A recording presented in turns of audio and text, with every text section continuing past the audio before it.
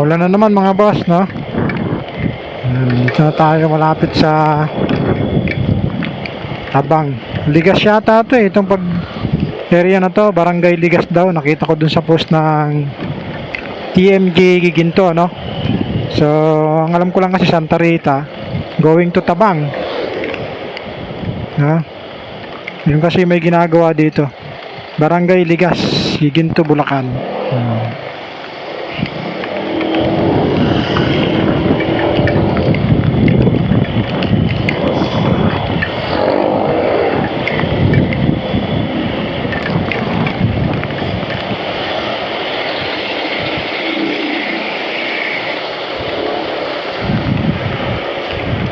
Yan. Ito kasi Santa Rita, yun ang alam ko eh. Oh. Yun pala, Barangay Ligas. So, at least kahit pa paano, may alam na tayo. Hindi na tayo mga boss, na. Dito pagkahapon, pag yung normal na panahon at walang ulan na ganito, matraffic dahil ginagawa dyan sa baba. So yun na naman yung ulan. Sana hindi maulan dun sa parting papuntang Valenzuela, biyahe natin, no? Ito yung kahabaan kasi ng MacArthur, no? Ilang bayan yung dinadaanan natin para makarating dito sa Pulilan, Bulacan.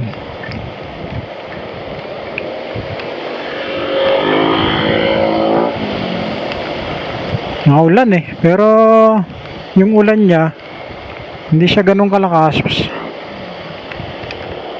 Medyo mababasa ka kapag nagtagal ka sa ganitong klaseng ulan. Yung tipong itong ulan na to is walang hintuan.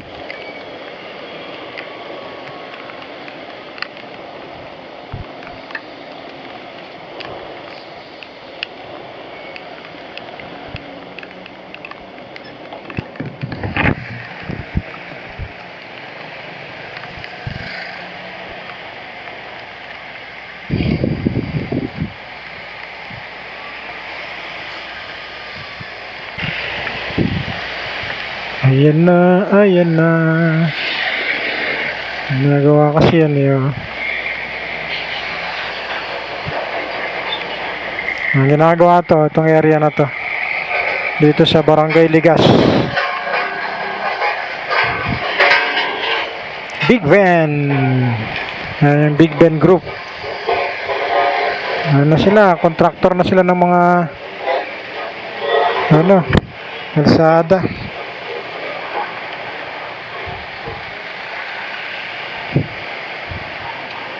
Bagay sila kasi yung truck nila ang karamihang nagbubuhos eh, pero ngayon makita natin sila na talaga yung kumukontrata.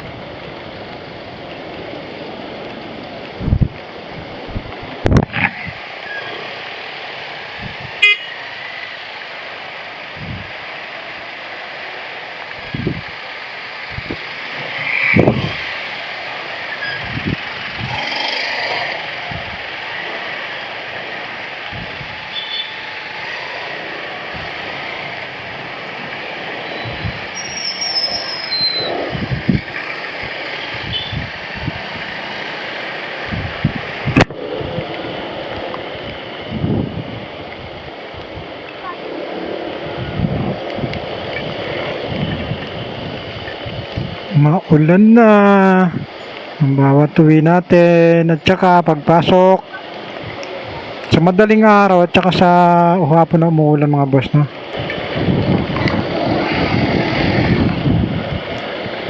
Tips ko lang mga boss, no, kapag bumabiyahe kayo, halimbawa minsanan lang kayo bumiyahe, meron pala akong ibibigay na tips sa inyo, no, about sa road safety.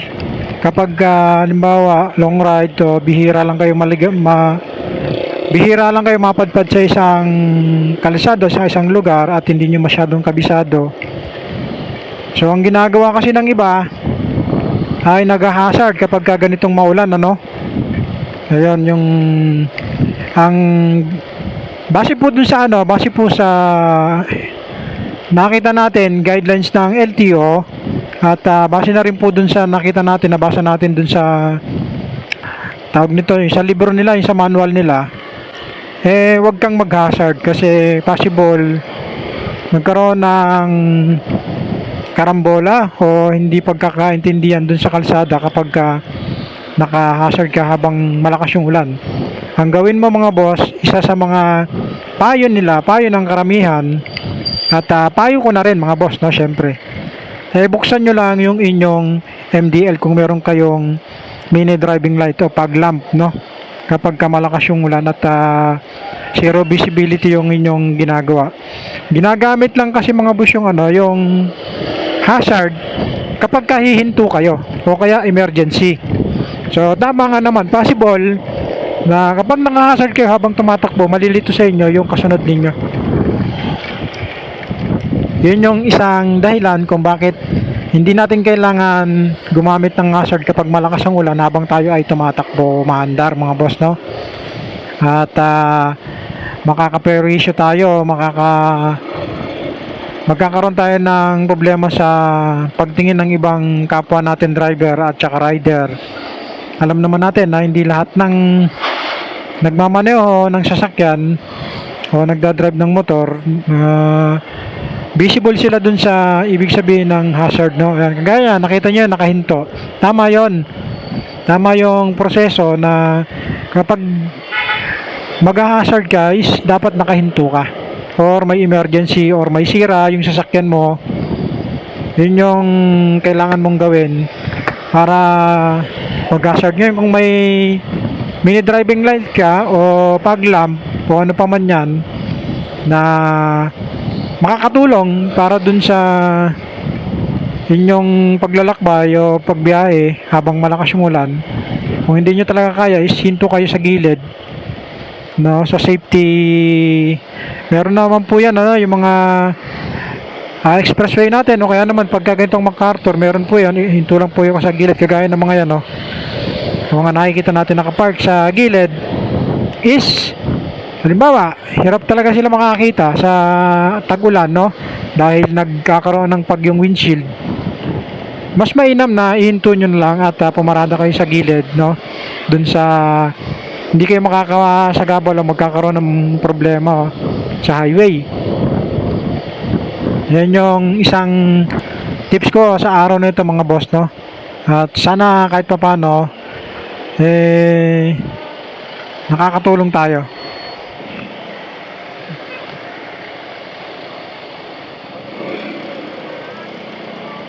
Babae pala si madam, babae yung driver, kaya nag-aalangan siya kung tatakbo tayo o hindi.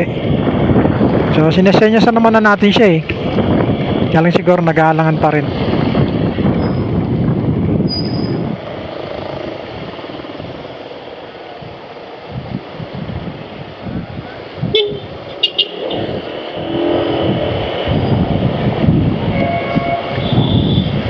Traffic dito kasi nga merong mga lumulusot-lusot.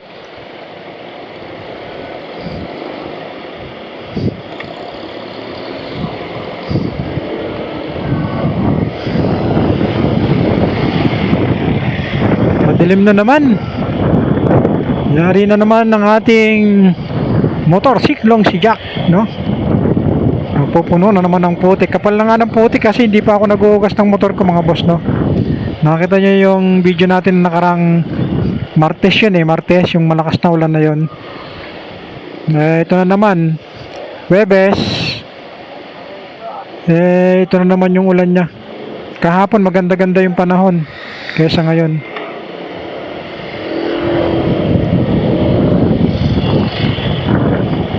Na tayo sa Tabang area.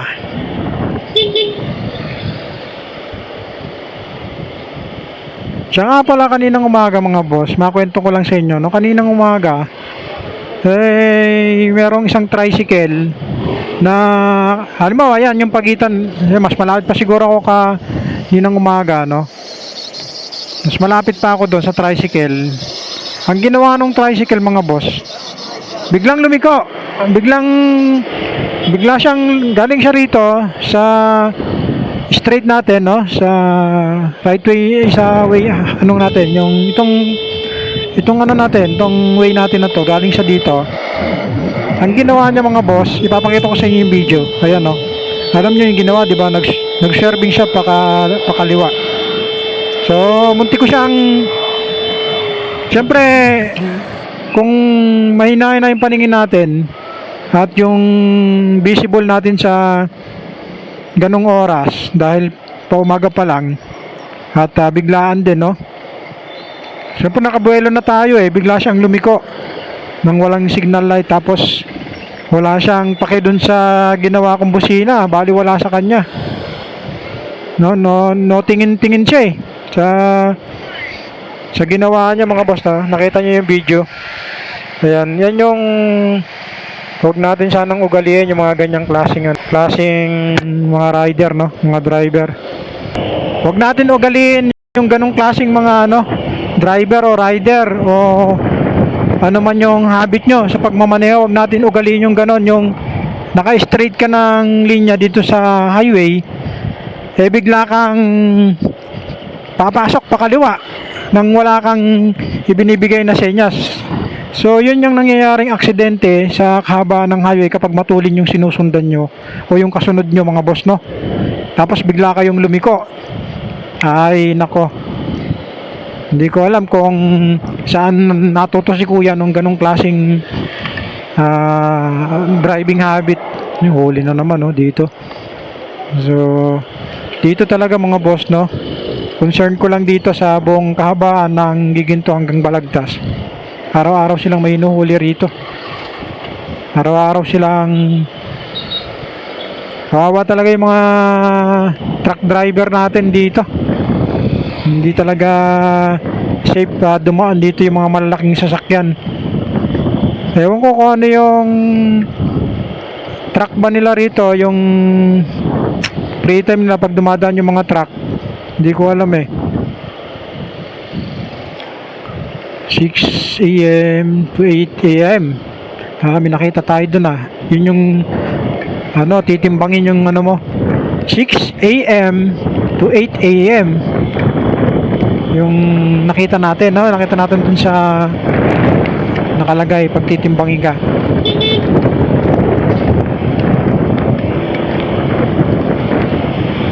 Mga boss, madilim na naman, no? So yung kahabaan na naman yun, Yari na naman tayo. Alright, straight tayo mga boss. Straightin na natin. Pero pagdating doon ay makikita nyo yung area na nasa unahan natin, siguro Maynila. Ito kasing kahaba na to mga boss is MacArthur Giginto, no? Yan kasi yan yung LTO Giginto.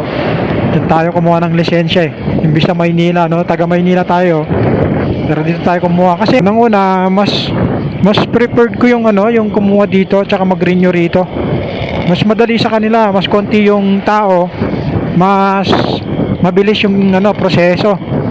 Sa doon sa main o kaya sa East Avenue tayo kukuha, uubot ng dami ron mga boss. Hindi tayo makakasingit, siguro aagahan mo na lang yung punta ron kapag magle-lisensya ka o magre-renew ka, ano pa man yun, magre-rehistro ka. So dito tayo sa mga to nagre-renew ng rehistro at dito rin tayo kumuha ng ating lisensya. Hindi naman masyadong maraming kumukuha. Kasi naman ng ulan talaga dito, napakadilim. Kanina nakita natin maliwanag pa dun, ngayon sobrang dilim na. Niloloko yata tayo ng panahon na to Yan, dito na tayo sa may Giginto Cruz. Itong area na to mga boss, nagbabaha to, itong part na to. Minsan dumadaan ako dito kapag talagang kasagsagan ng malakas na ulan. O halimbawa 3 araw na yung ulan, itong part na to hanggang doon mataas yung tubig dyan. Lalo na dito sa may pag mataas tubig dyan Ang gagawin nyo, tulak nyo na lang yung motor nyo kapag mataas yung level ng tubig dito, kasi itong part na to is binaba. Lalo na yung papasok doon, may tubig doon.